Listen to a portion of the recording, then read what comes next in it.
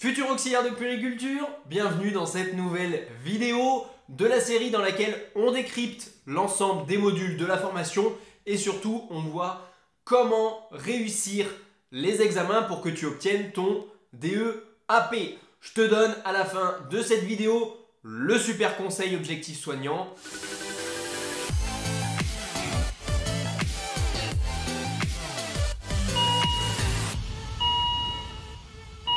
Alors aujourd'hui on aborde le module 8, un module qui représente 35 heures de formation, donc c'est pas l'un des plus gros modules, mais il reste très important. Comment il s'intitule ce module 8? Entretien des locaux et des matériels et prévention des risques associés. Donc le module 8 fait partie du bloc 4, libellé du bloc 4, entretien de l'environnement immédiat de la personne et des matériels liés aux activités en tenant compte du lieu et des situations d'intervention. Quel est le rôle de l'auxiliaire de puériculture dans ce module? L'auxiliaire de puériculture doit connaître l'ensemble des concepts autour des infections et de la prévention des risques infectieux.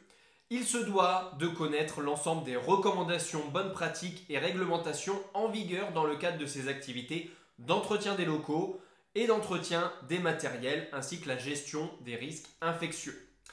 Également, le rôle de l'auxiliaire de puériculture, c'est de comprendre et de maîtriser les protocoles qui sont liés aux opérations d'entretien des locaux et du matériel, ceux qui lui incombent, mais également ceux qui régissent le bon fonctionnement de l'établissement dans lequel il est en activité. Alors pour les cours de ce module, et de quoi parle ce module? On a trois parties dissociées qui reprennent un peu le rôle de l'AP que je viens de vous donner. En premier lieu, infection, désinfection et prévention des risques. Dans cette partie, on retrouve des cours sur le mécanisme de l'infection, les techniques de nettoyage, bionettoyage, désinfection, stérilisation et également du matériel. Et on retrouve des choses comme la prévention des risques spécifiques en milieu hospitalier. En deuxième partie, on retrouve les règles, les bonnes pratiques et les recommandations. Par exemple, qu'est-ce que recommande l'HAS sur certains sujets d'hygiène.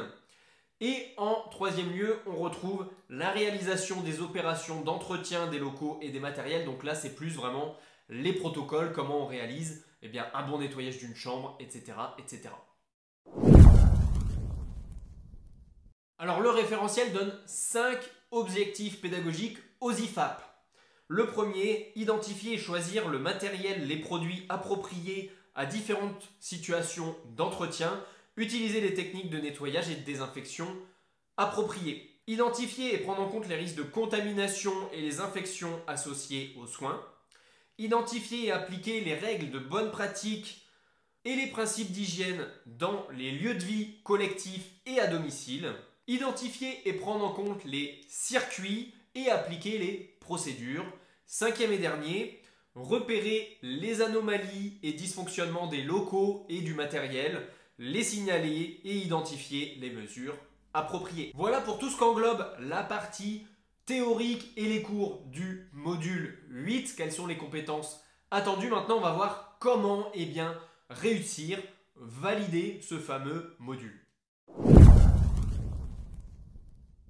Alors avant de parler de l'évaluation, il faut comprendre que ce module 8 répond et valide à deux compétences en même temps. La compétence 8, utiliser des techniques d'entretien des locaux et du matériel adaptées en prenant en compte la prévention des risques associés. Et la compétence 9 qui est repérer et traiter les anomalies et dysfonctionnements en lien avec l'entretien des locaux et des matériels liés aux activités de soins. Pour valider ces deux compétences. Alors déjà, du point de vue de l'IFAP, vous allez devoir réaliser une évaluation à partir d'une situation d'hygiène identifiée en milieu professionnel. Alors qu'est-ce que ça veut dire?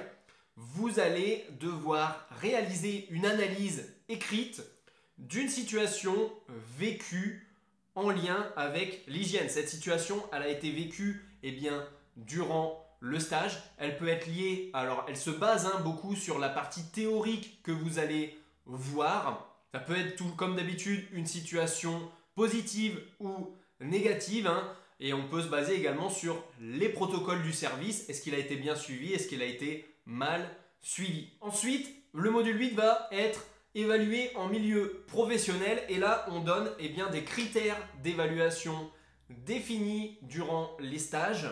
On en a 6, je vous les fais rapidos. Pertinence de la préparation des opérations d'entretien en fonction de la situation.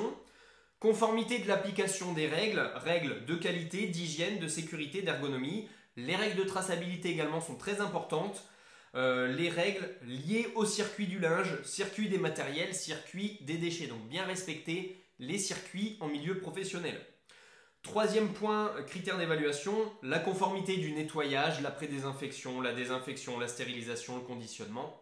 Quatrième, la pertinence du repérage et du traitement des anomalies. La conformité de la vérification des fonctionnalités du matériel. Et en dernier, la pertinence dans la démarche d'analyse critique et de dysfonctionnement dans une situation de travail. Le super conseil de cette vidéo, comment réussir le module 8, comment le valider? Eh bien, cette fois-ci, pas de conseil comme on a l'habitude dans la série. Vous avez le lien juste en haut d'une vidéo de méthode sur comment réaliser votre analyse de situation en lien avec l'hygiène. Donc on vous donne vraiment une méthode étape par étape et je pense que ça vous aidera grandement plus que des mots. Alors avant de partir sur cette vidéo, je te rappelle que tu peux t'inscrire à la newsletter dédiée aux étudiants auxiliaires de puériculture et tu peux également récupérer dès maintenant nos fiches de révision dédiées aux 10 modules de l'IFA. Je te souhaite bon visionnage, merci d'être resté jusqu'à la fin. C'était Geoffrey pour Objectif Soignant. Ciao!